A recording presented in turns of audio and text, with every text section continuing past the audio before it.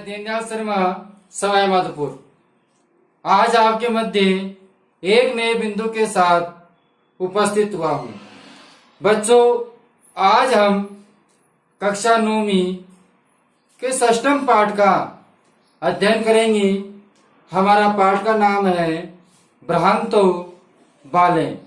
एक भ्रमित बालक का यहाँ प्रसंग के माध्यम से हमको प्रेरणा दी जा रही है। बच्चों, हमने इस पाठ का जो अग्रिम भाग है वो पिछले वीडियो में हम पढ़ चुके हैं। आज हम इस पाठ के दूसरे भाग का अध्ययन करने को जा रहे हैं। बच्चों, सर्वप्रथम हम इस पाठ के शब्दार्थ, इसके अर्थ और इसके भाव को समझेंगे। तो बच्चों, अब हम अध्ययन की ओर बढ़ते हैं। तदा स बाले, तब वह बालक अलम भास्मेन अनेन मिथ्या गर्भिते कीटेन इति। बच्चों, जब उसने सभी से वो भौरे से कह रहा था और भौरे ने मना कर दिया कि मैं तो मधु संग्रह के कार्य में व्यस्त हूँ, तब वो बालक कह रहा है कि तब वह बालक अलम भास्मेन, अलम का होता है मत करो, भाषण माने बातें, मतलब इसे बात करना ही बेकार है। अनेन यह मिथ्या गर्वितम, मतलब कि झूठे घमंड से, कीटे माने कीड़े मकोड़े, कि क्या है, जो कीड़े मकोड़े हैं ये झूठा ही घमंड करते हैं, इनसे भाषण करना ही बेकार है। इति विचिंत्य, ऐसा विचार करके, अन्यत्र है दंत दृष्टि, ऐसा विचार करके उसने अन्यत्र दूसरे स्थान पर अपनी दृष्टि को दौड़ाया। चचवा त्रीण शाका अधिकम आदानम एकम चटकम अपश्यत। तो बच्चों, जब उसने दूसरी ओर अपनी नजर से देखा तो उसने देखा कि चचवा होता है चिड़िया, तृण शाका अधिकम, मतलब सूखे हुए घास का तिनके को, आदानम एकम चटकम अपश्यत, लाते हुए एक चटक बनी चढ़े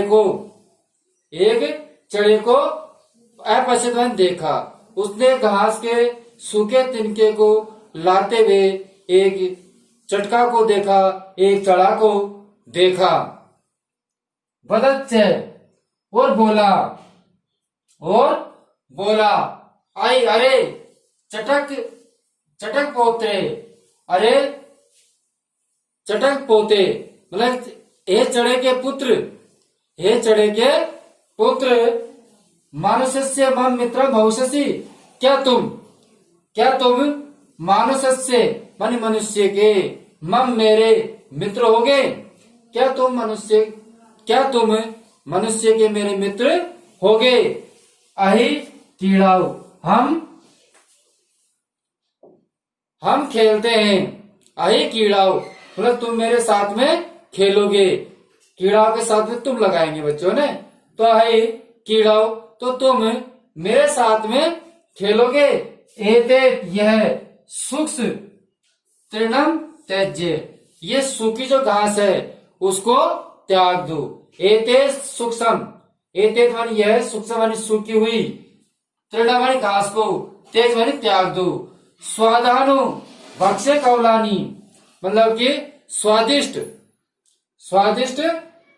भक्ष्य कौलानी, खाने के लिए मैं तुम्हें क्या दूंगा, घास का तिनका दूंगा। स्वादिष्ट खाने के लिए घास का तिनका तदास्यामि, तुम्हें दे दूंगा, तुम्हें खाने के लिए स्वादिष्ट घास का तिनका दे दूंगा। इति, ऐसा कह के, सतु, वह तो, मया वटदु अस्य शाकायाम नीड़े कार्यम, और वह तो जो चटका है, जो चढ़ा है, वह तो कहने लगा, मया मानी मेरे द्वारा, वटु मानी बड़गद के इस बरगद के इस शाखा पर नीड कार्यम मतलब घोंसले बनाने के कार्य में वो क्या है, व्यस्त है।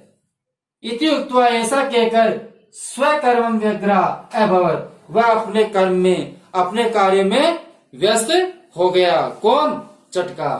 ऐसा कहकर कि मैं तो मेरे बरगद के वृक्ष पर घोंसला बनाने में व्यस्त हूं, और ऐसा कहकर वह अपने कार्य में क्या हो गया, व्यग्र हो गया, व्यस्त हो गया।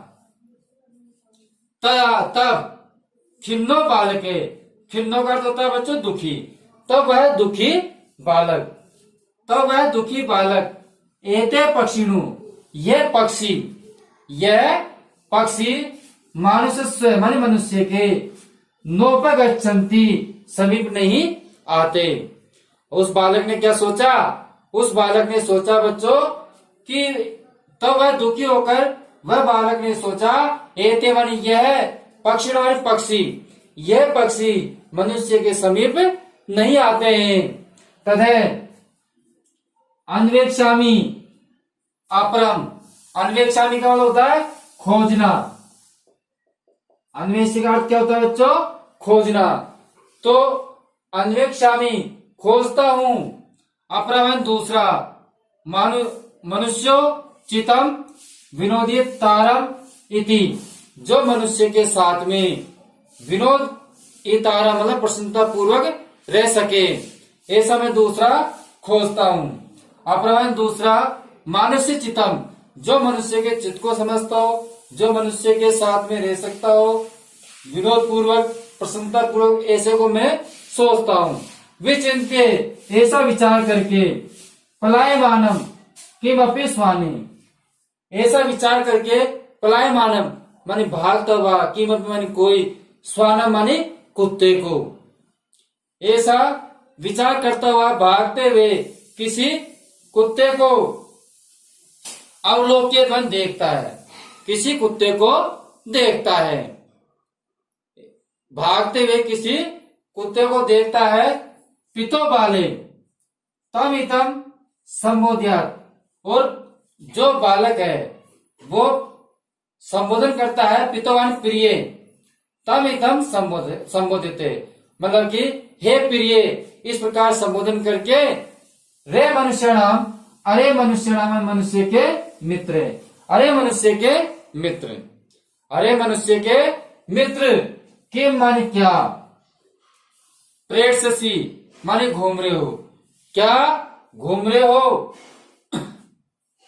अस्मिन निगाध दिवसे, इस गर्मी के मौसम में, क्या इस गर्मी के मौसम में घूम रहे हो।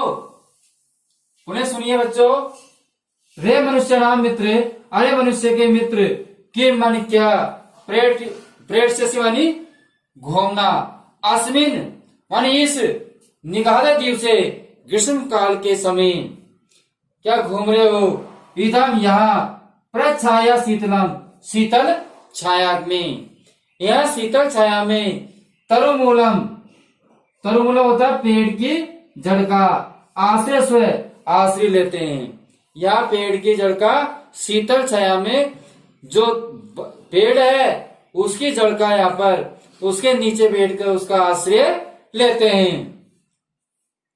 हेमपि, में भी, कीड़ा सायम, खेलने के लिए, त्वमानुरूपम माने तुम्हारे अनुरूप, में भी कीड़ा के लिए, में भी खेलने के लिए, त्वम अनुरूपम माने तुम्हारे अनुरूप ही, पश्चिमिति देख रहा था, मैं भी खेलने के लिए तुम्हारे अनुरूप देख रहा था।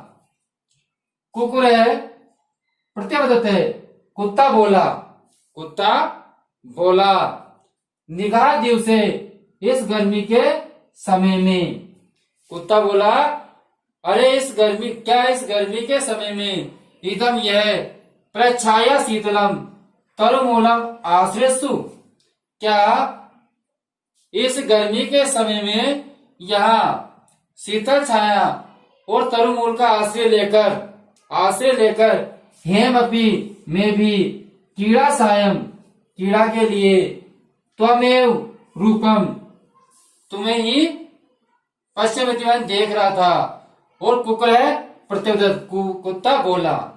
बच्चों, बालक कह रहा है कि इस गर्मी के समय में इस जो शीतल छाया है उस तरु का आश्रय लेकर मैं तुम्हें हेम कीड़ा सायम मतलब कीड़ा के लिए तुम